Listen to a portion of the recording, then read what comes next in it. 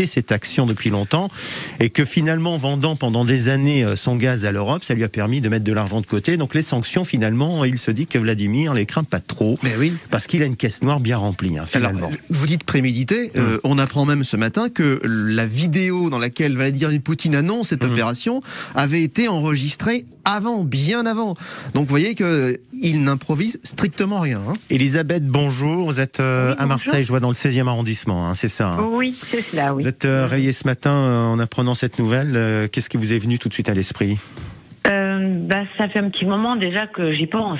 Donc, effectivement, déjà, je vais commencer par dénoncer une immense hypocrisie des États-Unis.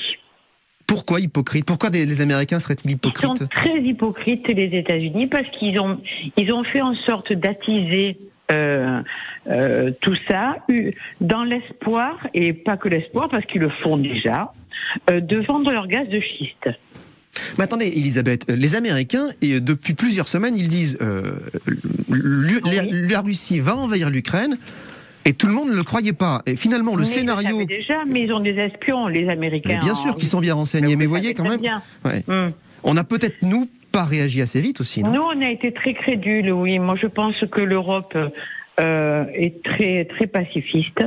Que, comme disait le monsieur à juste titre, les Européens n'arrivent pas à s'accorder entre eux, d'une part.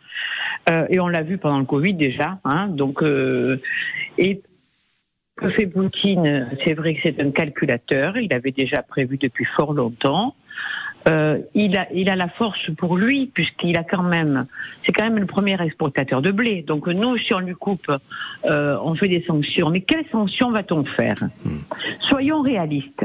Au portefeuille, tout ça. Que pouvons-nous faire ? Au portefeuille. Alors là, on va y parler du portefeuille. On va en parler du portefeuille.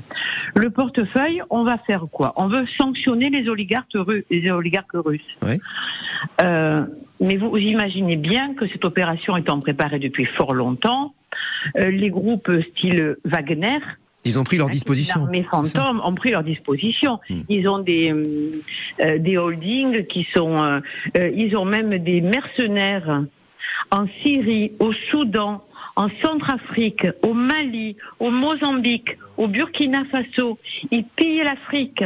Ils font une guerre hybride depuis des années. Ils prennent tous les métaux lourds, tous les métaux précieux, je veux dire. Donc, tout ça, on le sait, tout le monde le sait. Et quel lien vous avez avec ces pays-là, vous ? Comment, quand vous les regardez, vous êtes à Marseille, c'est à 3000 km à peu près Moi, je suis aixoise de base, donc je vis à Marseille depuis peu. Mais j'aime beaucoup la Russie parce que j'y suis allée jeune. Avec la maîtrise Gabrielle Fauré. Donc mais c'est pas la Russie que vous aimez, c'est pas celle-là. Je connais Moscou, je connais l'Ukraine, j'ai fait la Géorgie, ce sont des gens mais je veux dire par là, charmants. la Russie que vous aimez, c'est pas la Russie de Poutine. Écoutez, moi je crois qu'il faut qu'on arrête de se mêler des gouvernements autres que les Occidentaux.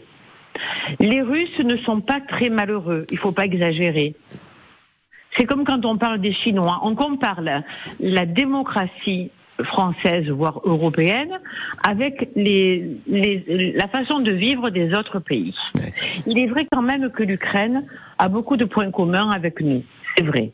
Ce sont des gens pacifistes et qui auraient voulu rentrer dans l'Europe. Mais en 2014, quand la Crimée a été attaquée, effectivement, personne n'a bougé. Pourquoi vous croyez-vous qu'on bouge en ce moment ? On bouge parce qu'on a peur pour l'énergie. Et évidemment, d'ailleurs, le cours du pétrole a grimpé, a dépassé les $100 il y a quelques heures, c'est dire. Merci Elisabeth. Elisabeth, dans le 16e à Marseille, on est à Aubagne. François, bonjour et bienvenue sur France Bleu Provence. Même question ce matin. Voilà, vous apprenez donc la guerre a démarré en Ukraine. Comment vous démarrez votre journée ? Qu'est-ce qui vous interpelle en apprenant ça ce matin ? Encore une fois, on est dans l'émotion parce que c'est tout sauf une surprise. Encore une fois, il suffit de prendre un petit peu de recul. Poutine, ça veut absolument pas dire que je suis d'accord du tout avec ce qui se passe, c'est juste une lecture factuelle.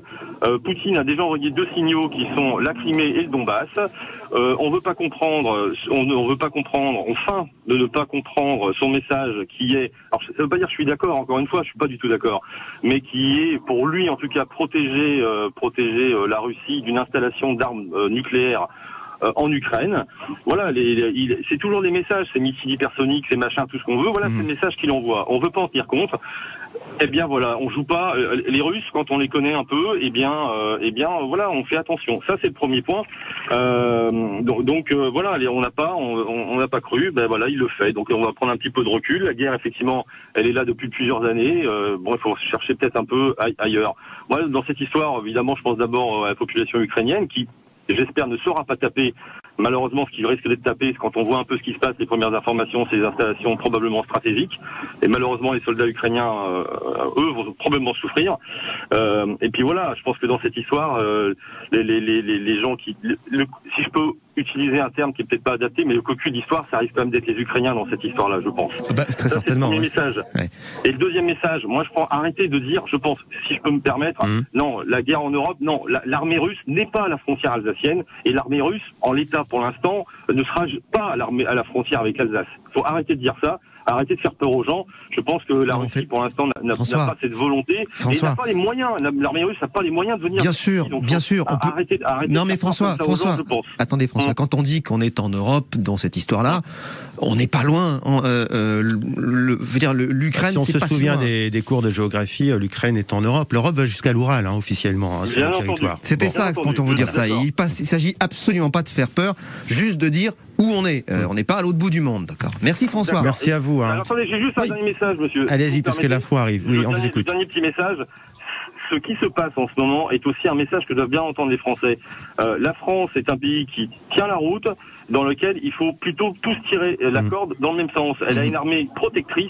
Ouais. Voilà, il faut savoir entendre ça en attendant l'événement, on va dire, d'une armée peut-être européenne un jour, en espérant que tous les petits pays européens qui n'ont pas d'armée, ou voire l'Allemagne, comprennent le message. Voilà, on est bien plus nombreux à se protéger tout seul. Vous avez raison. Le message est reçu. Merci François, merci à vous. Irène Abel-Coden dans un instant, et vous au 04 42 38 08 08. L'actu en Provence, à Marseille avec Florent, et les unes de la presse également, c'est à suivre. La Camargue vous tend les bras du roi. France Bleu, France 3 matin revient.